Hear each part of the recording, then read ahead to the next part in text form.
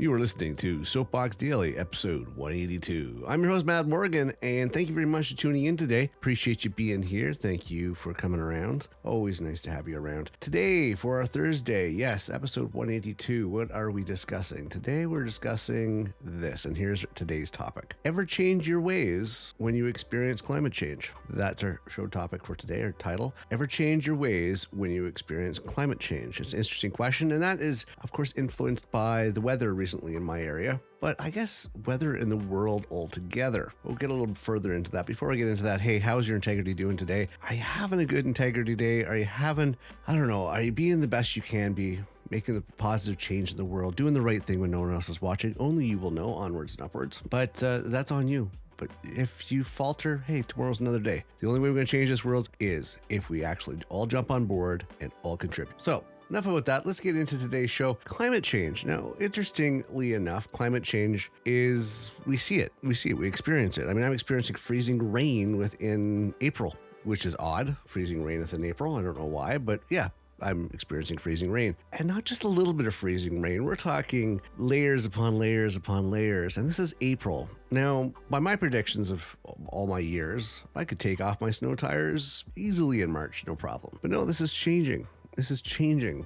I have a situation, as I said today, it's slippery. It's an ice rink out there. We have tons of people without power. But here's the thing. All those people without power, did they ever stop and think to themselves why this is happening? I mean, you could just make a blanketed statement and say, oh, well, it's just the weather. Okay, the power's out. It'll be out for a day or so or less, whatever. Not a big deal. Instead of actually looking at the cause for this and their contribution to this, that's the thing. You can't just brush it off like it's nothing. Seriously, I don't understand why more people don't stop and say, I wonder why this happened, and take a look at the bigger picture and realize this is due to the climate change. And how many of those people that have that realization actually make a difference in the way they go about doing stuff? How many people actually stop and go, what can I do about this? How can I prevent this? How can I help equalize the climate so this doesn't keep happening? Because I'm going to give you realistic, and here's the scary part, folks, is that this is just experiencing the tip of the iceberg of what you will experiencing as climate change happens. And it's not a tomorrow problem, it's actually a today problem. I don't know if you recognize that, the fact that you're sitting in the dark right now, but it's not a future problem. Changes to the Earth's climate driven by increased human emissions of heat trapping greenhouse gases are already having widespread effects on the environment. Look at the news. Pay attention. It's there. There's a lot going on, and you can actually help with this. And that's the biggest question that people have. What can I do to assist this, to repair this, to help the climate change thing from not happening? Well, let's look at the key parts of when it comes to climate change. What's affecting it? Number one, fossil fuels. And the world's making a really big effort. The world's making a very big effort of actually, for the most part, not everybody's jumping on board, but for the most part, a lot of people are cutting down, a lot of countries are cutting down on fossil fuels. And you as an individual, hey, you know what you can do? Get a green efficient car, stop using the car, start using public transportation, start walking, start biking, start doing everything that prevents or puts you in a situation where you do not have to use the gas in your car, especially if it's not a fuel efficient car or, an environmentally friendly car. More people that do that helps. Let's start with number one. That's the number one thing. Cars. Number one thing. And the use of oil and oil byproducts. And that includes plastic, folks. That includes plastic. Plastic is a byproduct of oil. Stop using plastic. Get reusable bags. It's a good idea. Okay? Now, the other question is changing how industries are run or subsidized doesn't sound like anything you can influence. I know some people are asking that question. Yes, you can exercise your rights as a citizen, as a consumer, to put pressure on your governments and put pressure on these industries to actually change their methods. Okay? You can do that. You have that power. Don't think you're a small little person and you can't. You can. Renewable energy is a good idea. Get into anything that's renewable. And people are like, oh, it's expensive. Well, the cost factor of your life versus the cost factor of actually renewable energies,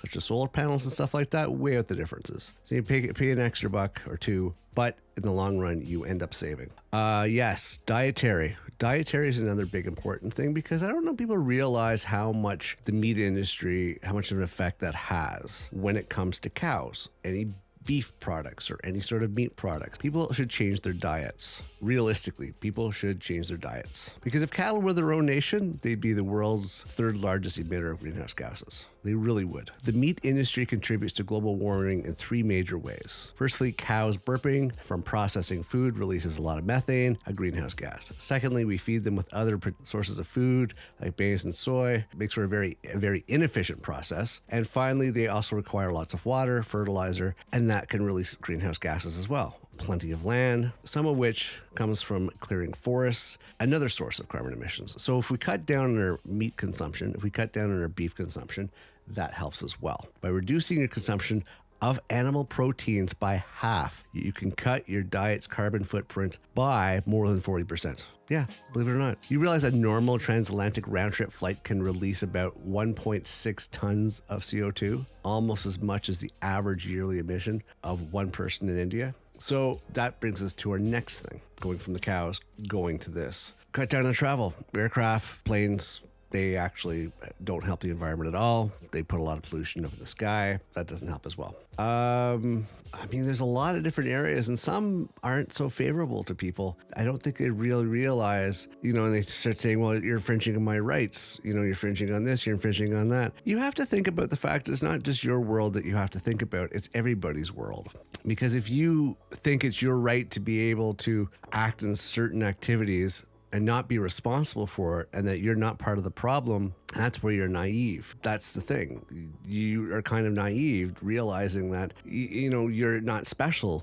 We're all on this planet together. We're all on this planet together, and we all have to do our part. I look the power outages and weather changes and everything else, and I see whether or not, I live in a cul-de-sac, so I see whether or not it's made any changes on my neighbors. No, they don't change their behavior. Hardly any recycling, hardly any composting going out. Garbage day is full and packed. They don't change their ways. They're using the car every chance they get. They don't walk, they don't bike, they don't do anything like that. So, as I said, folks, if you have a level of integrity, you know whether or not you're doing the right things. You know whether or not you're actually making the changes to help. And these little things actually add up. I know you start thinking, well, what difference does it make if I do this? What difference does it make to do that? Well, for instance, polluting, putting your trash where it's not belonging. Stuff like this. If you recycle, believe it or not, that makes a big change. Small things add up to big things. So recycle. Stop using the car so much. Lower your meat consumption. Stop flying everywhere. And these are just some examples to help you out.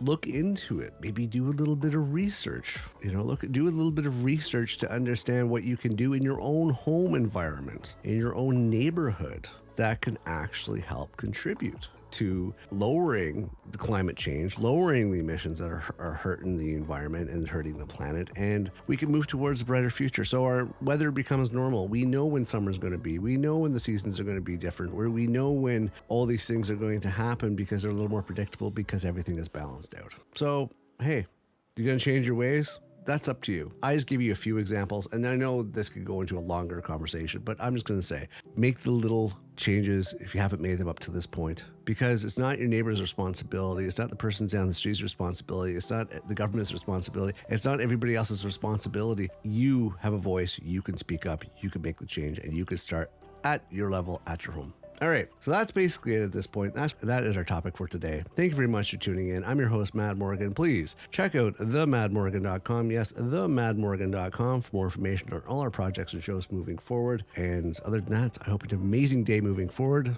Survive that weather out there, and I will see you tomorrow.